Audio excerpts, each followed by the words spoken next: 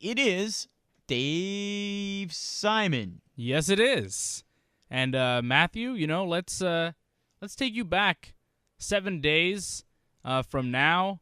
Game points last week. You and I At this exact time had a conversation. This conversation, of course, was available on GamePointsRadio.com, and I predicted the future. Let's hear a little bit from last week. So if you had to strategize right now and guess as to what the plan is, are you thinking when would this take place? Based obviously on the injuries too. I'm not sure if they're going to do the immediate rematch. I'm not sure if that's going to be the fight that'll take place. It's not really common in a fight where it seems like Jones got a decisive victory. It's not that common for the challenger to get an immediate rematch when he lost. It wasn't like... But you're telling me there's nobody for him to fight. Well, there's Glover Teixeira. He's out there. Daniel Cormier has talked about dropping to light heavyweight, and he's going to fight Roy Nelson his next fight in October, and then there's a possibility of him dropping down to light heavyweight. I think there are other challenges out there for Jones, but the UFC is going to have to decide, well, what do they want to do right now? Do they want to put Glover Teixeira in there, as I think he is next in line, or are they going to give Gustafsson another shot? And I'm not really sure. I think that either fight would be interesting. I wouldn't mind seeing Gustafsson and Jones fight again, though, because that fight last night was incredible. Now, that was last week, and I said Glover Teixeira, and I think also in our conversation, Matthew, I mentioned that it would happen Super Bowl weekend, and that's pretty much what I expected from the UFC, and that's what they're giving us. Jon Jones last week with an unbelievable performance in Toronto, beating Alexander Gustafsson. A lot of people wanted the immediate rematch. I was not so certain. I thought Glover Teixeira was next in line and should get that next shot, and that is the deal. Jon Jones, Glover Teixeira on Super Bowl weekend. Glover is on a 20-fight win streak that includes 5 straight in the UFC. Now, what about the quality of the opponents? Of Glover Teixeira or his opponents that he's faced? He's faced some good guys. He beat Kyle Kingsbury by submission in his first fight, which is not the highest quality. Fabio Maldonado, also not the highest quality of opponent. He did beat Quentin Rampage Jackson, went to a decision with Rampage, was able to beat him and send him out of the UFC.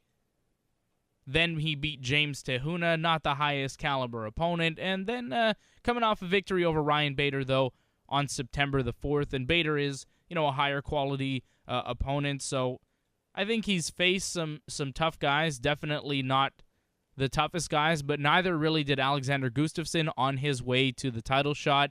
Glover is just next in line. He's on an unbelievable win streak, and I think he's going to pose some interesting problems to Jon Jones. I think that his punching power, very dangerous, and, he's just got all-around skills. He's good on the ground, although we don't really see much of his ground game in his fights. He usually likes to stand up, trade with you, and knock you out. And I think that's what he's going to try and do to Jon Jones.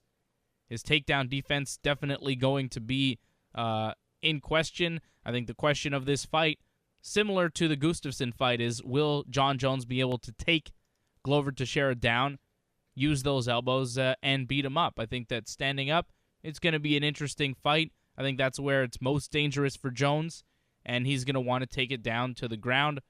But his reach is going to be huge. Again, Gustafsson was an opponent who was similar in size to Jon Jones. Glover Teixeira is not as big of a man as Alexander Gustafsson, and Jones will have the size advantage and the reach advantage. So he could win standing up. I like the fight for Jon Jones, but I pretty much like any fight for Jon Jones right now. Dave Simon chatting with us about MMA. Of course, we'll get back to some football talk a little later on here on Game Points with Matthew Ross. Dave, elsewhere in MMA, what are some of the other big storylines?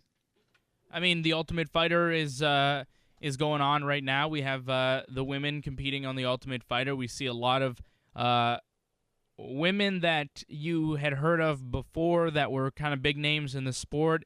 They are starting to lose this season. We had Shayna Baszler, who was a well-renowned and respected mixed martial artist. She lost to a 2-0 fighter. We had Roxanne Modafferi this past week, who's a former #1 contender for that Strikeforce Bantamweight Championship, which is now, the UFC Bantamweight Championship. So Roxanne challenged for the world title. And then she lost. She lost by TKO this week on The Ultimate Fighter to Jessica Rakoczy. So that stuff is really going on. A lot of people talking about Ronda Rousey and her bad attitude, as people are actually not very happy with Ronda Rousey these days. A lot of people seem upset with the way she is conducting herself on this reality show. But is that, Dave, I mean, you know the dance in wrestling. You cover it well every Saturday here on TSN 690. Is that part of creating a Floyd Mayweather type of, love to hate me kind of image to sell tickets? I mean, there's got to be a bit of that, right? Well, I don't know about that. I think Ronda right now is being who she is. There was a little confrontation between Ronda and Miesha Tate, who she's going to fight in December, who she's coaching against. Miesha said something about Ronda not knowing how to hit pads, Ronda getting her coach involved. Her coach started to really go back and forth with Brian Caraway, who's an assistant coach on Team Tate, and also Miesha Tate's boyfriend, saying that he would beat up Brian Caraway. Just all sorts of stuff going on. I really don't think it's for show in any kind of way.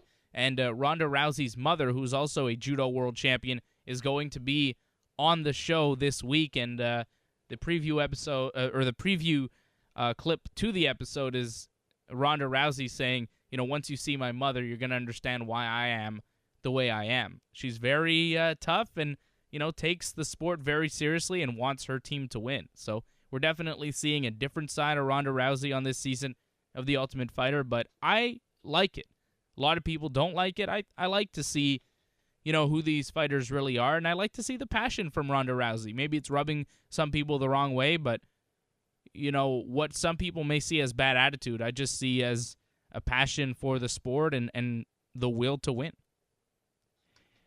Looking ahead, Dave, what is the next pay-per-view or big network card? Well, the next network card will be going on the 9th of October. So in a couple Wednesdays, not this Wednesday, but the following Wednesday, we will have Ultimate Fight Night. It'll be Jake Shields taking on Damian Maia. An excellent contest between two of the best grapplers on the planet. Definitely two of the best in mixed martial arts. That's going to be just such a good fight. I'm very much looking forward to Maia versus Shields. And then, of course, the next big pay-per-view coming up from the UFC is UFC 166 at the Toyota Center in Houston, Texas on October the 19th. That's a Saturday. Cain Velasquez taking on Junior Dos Santos. It is the trilogy fight for the UFC Heavyweight Championship of the world. It doesn't get bigger than this. This fight is just, man, I can't tell you how hyped I am about this fight. Cain Velasquez, Junior Dos Santos. The first fight, Junior knocked out Cain in under a minute. Second fight, Cain put a beating on Junior for 5 straight rounds. Beat Junior up like no one has been beat up in the UFC before. And now, the trilogy fight, it's 1-1. Fighting in Houston and, of course, Texas, where there's a lot of Mexican fans. Cain Velasquez, huge in the Mexican sports community. He is the heavyweight champion of the world. Just an unbelievable fight. The two very, very best heavyweights in the sport, Cain Velasquez and Junior Dos Santos, doing battle a third time. You can tell, Matthew, I'm excited about this fight. It's going to be a good one, and I have no idea who to pick. I mean, a lot of these fights, we talked about the Jon Jones fight. I'm saying, Glover Teixeira, he's a good opponent, but Jones will probably win. You look at George St. Pierre and Johnny Hendricks in November. Everybody kind of figures GSP is going to win, but this fight, Cain and Junior, it's one apiece. I could see it going either way. I could see Cain laying a beatdown on Junior like he did in the last fight, or I could see Junior landing that one big punch and knocking out Cain Velasquez. He's done it before. I mean, that fight, just incredible stuff. That whole card, actually, very, very good. Daniel Cormier and Roy Nelson in the co-main event. Gilbert Melendez, Diego Sanchez on that card as well. So some very, very good fights coming up at UFC 166 on the 19th of October. Dave Simon, Ringside Report Radio, coming up Wednesday, 11 p.m. right here on TSN 690. RingsideReport.net is the website, or Dave Simon MMA on Twitter. Thank you, Dave. Thank you, Matthew.